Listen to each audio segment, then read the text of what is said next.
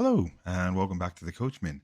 For today's reading, we're going to be flying over to sunny Spain and slash Portugal for a lovely tale called A Legend of Saint Bartholomew. It is a point of faith accepted by all devout Portuguese that 33 baths in the sea must be taken on or before the 24th of August of every year. It doesn't sound like too many baths, but I can take more. Although the motive may not seem to be very reasonable, still, the result of this great advantage to those believers who occupy 33 days in taking the 33 baths, for otherwise the majority of them would never undergo any form of ablution. That the demon is loose on the 24th of August is an established fact among the credulous, and, were it not for the compact entered into between Saint Bartholomew and the said demon, that all who have taken 33 baths during the year should be free from his talons, the list of the condemned would be much increased. Now, there was a very powerful baron whose castle was erected on the eastern slope of Gavaria, overlooking the neighboring provinces of Spain, and he had always refused to take those 33 baths, for he maintained that it was cowardly on the part of a man to show any fear of the demon. His castle was fully manned. The drawbridge was never left lowered. The turrets were never left unguarded, and a wide and deep ditch surrounded the whole of his estate, which it had been given to him by Alfonso Henrique after the complete overthrow of the Saracens at Orique, in which famous and decisive battle the Baron had wrought wondrous deeds of bravery. So basically what they're saying is that this is like the OG of the hood. Yeah? Homie comes out, does what he wants, because anybody messes with him. Alright, you're getting the paws. All around the castle were planted numerous vines, which had been brought from Burgundy by order of Count Henry, father of the first Portuguese king. And in the month of August, the grapes were already well formed, but the hand of nature has not yet painted them.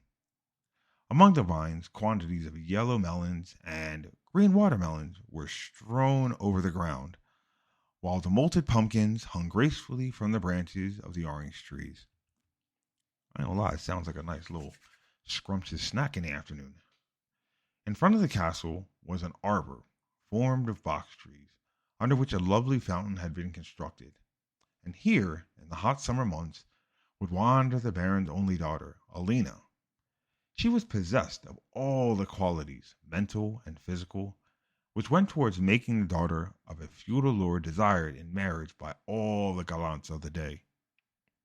And, as she was heiress to large estates, these would have been considered a sufficient prize without the said qualities. But, wait, hold on. She's got all that property, meaning she is rolling in dough. Henceforth, she's going to be somebody's sugar mama instead of her having a sugar daddy. But Alina, for all this, was not happy, for she was enamored by a handsome chief who, unfortunately, wore the distinctive almexia, which proved him to be a Moor, and, consequently, not a fit suitor for the daughter of a Christian baron. Henceforth, it's kind of like, let's get real, it's kind of like that white chick who wants to date that black dude, but dad is like wearing MAGA hats, and it's like, nah, it ain't happening. It's kind of like one of those. My father, she would often soliloquize, is kind to me, and professes to be a Christian.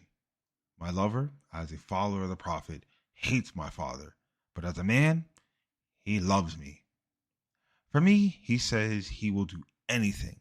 Yet, when I ask him to become a Christian, he answers me that he will do so if I can prevail on my father to so far conform with the Christian law as to take the 33 baths. That is some wicked blackmail. And this my father will not do. Of course he won't.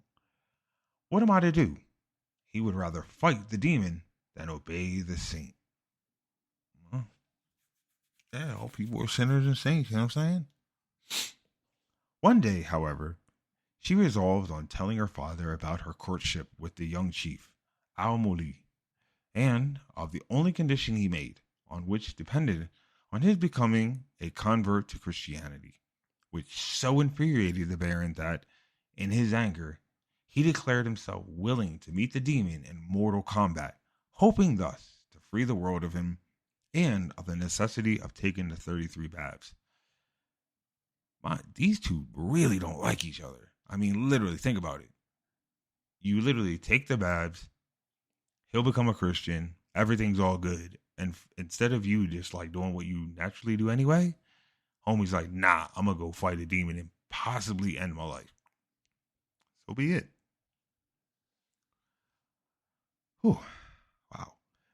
This so much distressed Lena that when, during the afternoon of the same day, Al-Muli met her in the arbor, she disclosed to him her firm resolution of entering a covenant. Wow, a convent, sorry, and spending the rest of her days there. So she's getting so fed up, she's just like, yo, I'm becoming a nun.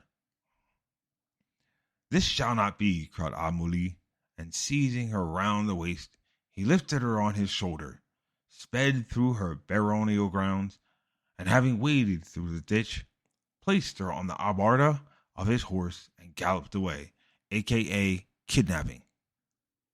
Alina was so frightened that she could not scream, and she silently resigned herself to her fate, trusting in the honor of her love.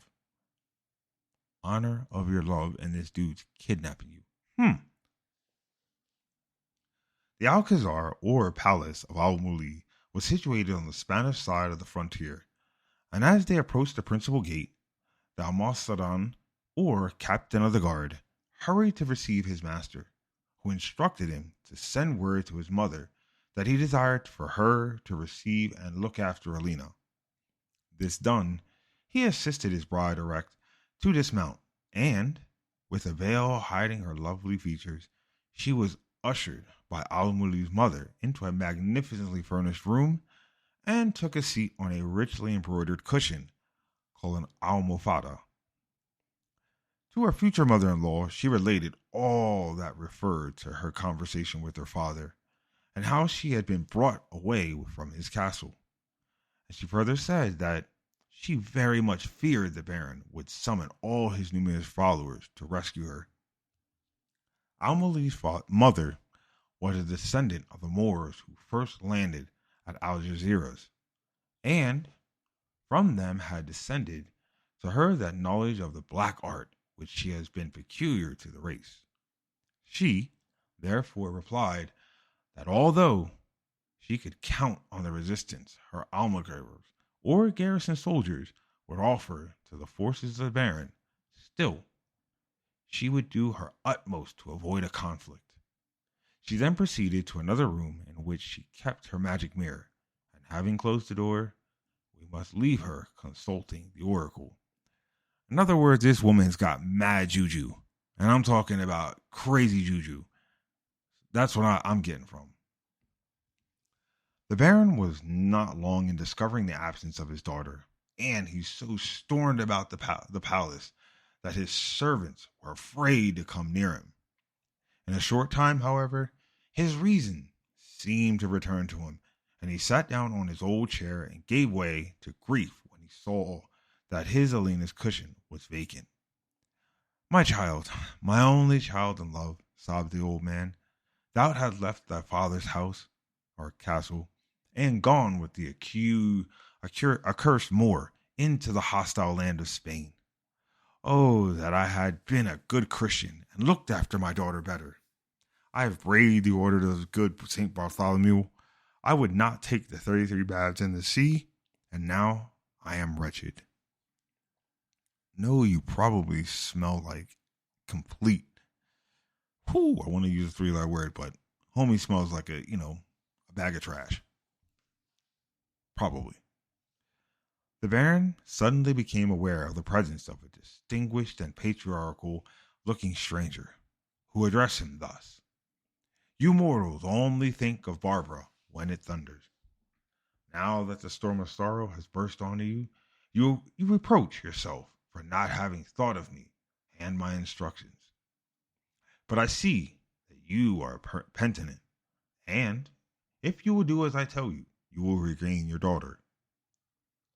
It was St. Bartholomew himself who was speaking, and the Baron, for the first time in his life, shook in his shoes with fear and shame. Excuse me. Yeah, I'd shake in fear too, Holmes. All you had to do is just go wash your backside. Is it really that difficult? It's like going swimming with, like, I don't know, soap. Reverend Saint, at last ejaculated the Baron. Help me in he didn't ejaculate for real. Help me in this, my hour of need, and I will promise you anything. And, what is more, I will keep my promises. And you had better do so, continued the saint, for not even Satan has dared to break his compact with me. All right, when you got like a pact with the devil and you got him even in, in chains, that's, you got some pull. You don't know how terrible I can be. Here the saint raised his voice to such a pitch that the castle shook. Only let me catch you playing false with me, and I don't know what I'll do. See, I ain't gonna lie. When somebody gets so mad when it can't tell you, like, yo, I don't know what I'm gonna do. Like, imagine your moms and your pops, yeah, or like even your buddy that, like, it's like swole, and they're just like, Duke, keep playing with me. I start stuttering. It's like, all right, you're about to get a foot in the chest. Ah, yeah. Most Reverend Saint and Father, you have only to command me, and I will obey, murmured the affrighted Baron. I will indeed. Good Venerable Saint Bartholomew, only give me back my daughter. That is all I ask. Your daughter is now in the hands of Al-Muli, her lover, who dwells in a stronger castle than yours, and who, moreover, has a mother versed in the black art. It is no good you're trying to regain her by the force at your disposal. You must only rely on me. Only me. Do you understand? Asked the saint. He's basically saying, like, look, you follow me, and I'm going to go out. I'm going to reach out and touch someone. That's sick. Yes, dear good noble and venerable saint, I do understand you. But what am I to do? That was a dumb question. Simply follow me and say not a word as you go, commanded the patriarch. I ain't going nobody. I'm asking serious questions. The Baron did as he was told, and out from the castle, the two went unseen by anyone. The Baron stood perceived that he was hurrying through the air, and he was so afraid of falling that he closed his eyes. All at once he felt that his feet were touching the ground, and looking around him, what was high delight to find himself close to his dear daughter Alina. Father, dear father, exclaimed Alina, how did you come here so quickly? For I have only just arrived. And how did you pass by the guards?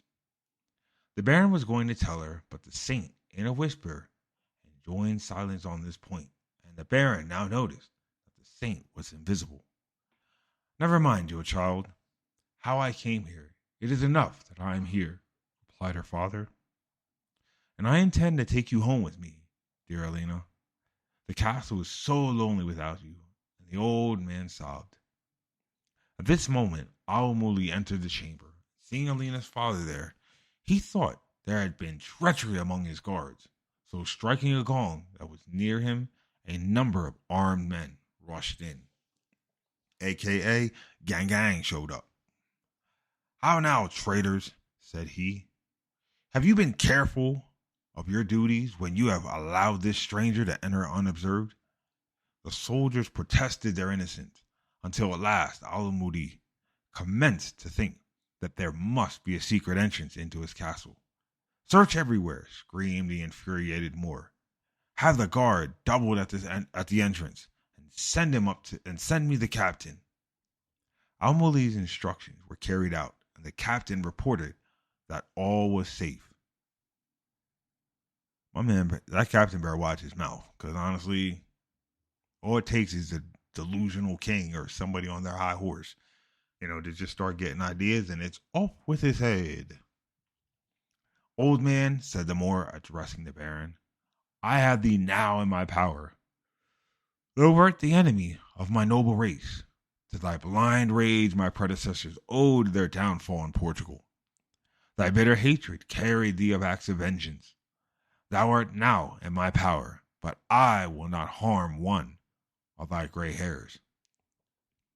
Moor, replied the Baron, with a proud look, can the waters of the Manzanares and of the Guadalupe join?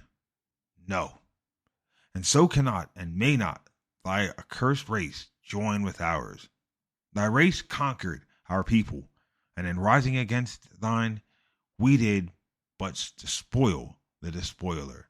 In other words, you can't, I was like, your people are not going to hang out with my people. Henceforth, y'all ain't getting married because I already busted your chops once. And I'm going to bust it again. Thy logic is as baseless as thy fury won't be, answered the Moor. Though hundreds of miles separate the Manzanares from the Guadalupe, yet do they meet in the mightier waters of the ocean. Hadst thou said that ignorance cannot join hands with learning, thou wouldst have been nearer the mark, or that the cross can never dim the light of the crescent. In other words, homeboys is basically trying to say, you're telling me that there's only our lands, they meet in the water, so why can't we? These words were spoken in a haughty manner, and as Al-Mudi turned around and looked upon his splendidly arrayed soldiers who surrounded the chamber, his pride seemed justified. I may have gotten that wrong, but I ain't gonna lie. Nah, it makes sense. Homie's just trying to say, we can do this. Thou canst not crush me more than thou hast done, vile Moor, said the Baron. Thou hast robbed me of my daughter, not by force of arms, but stealthily, as a thief in the midnight. That's jumping out the window, Holmes. Great. If any spark of chivalry warmed thy infidel blood, thou wouldst blush for the act thou hast wrought. But I fear thee not, proud Moor. Thy warriors are no braver than thy women. Dare them to move, and I will lay thee at my feet. Dad is ready to throw hands. That's great. Oh, my father, and thou, dear Amuli, abandon these threats, even if you cannot be friends. No, maiden, exclaimed Amuli, I will not be bearded in my own den. Advance, guards, and take this old man to a place of safety below. Dang, he's trying to put him 6 feet under. In the dungeon, that is, though. What charm hast thou brought to bear on me, bold Baron? Screamed the Moor, that I am thus rendered powerless. Alina, if thou lovest me, give me but the goblet full of water, for I am faint. Alina would have done as her lover bade her, but just then the figure of the venerable Saint Bartholomew was seen with a cross in his right hand. Moor, an infidel, said the saint, thou hast mocked at this symbol of Christianity, and thou hast done grievous injury to his Christian baron, but thou hast been contentious in thy infidelity. Nor am I slow to recognize in thy race a knowledge of arts and science not yet extended to the Christian. Yet, for all this, thou art but an infidel. Let me but baptize thee with the water thou wouldst have drunk, and all will be well. No, sir saint, answered the Moor. When in my castle strangers thus treat me rudely, I can die, but not bend to their obeys. If yonder baron is a true Christian, why has he not taken 33 babs by enjoyed?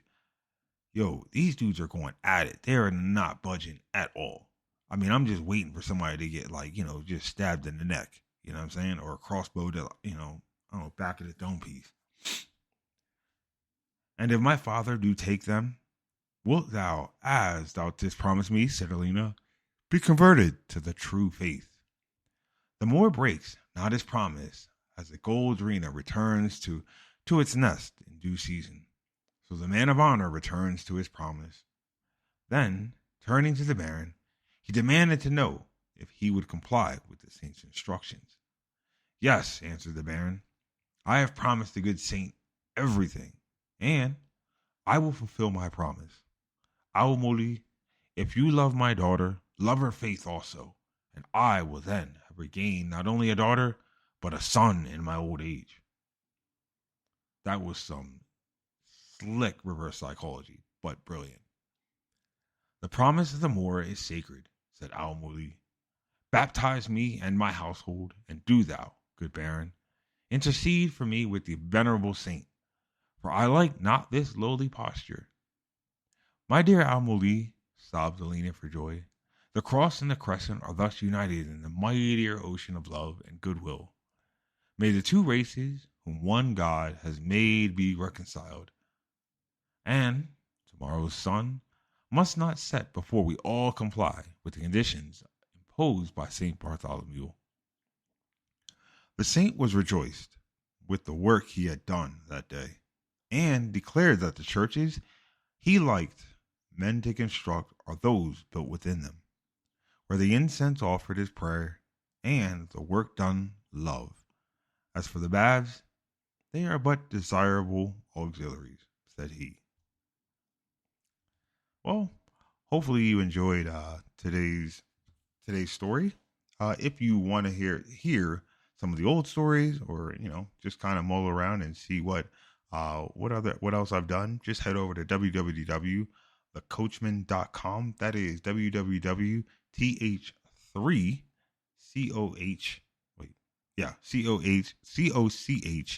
coachman.com, or you can head over to and type in the Coachman over on YouTube, SoundCloud, and I think also Apple Music, and just check out more of the readings wherever you would like. So don't forget to subscribe, like, and do all that fancy stuff. And until next time, take care.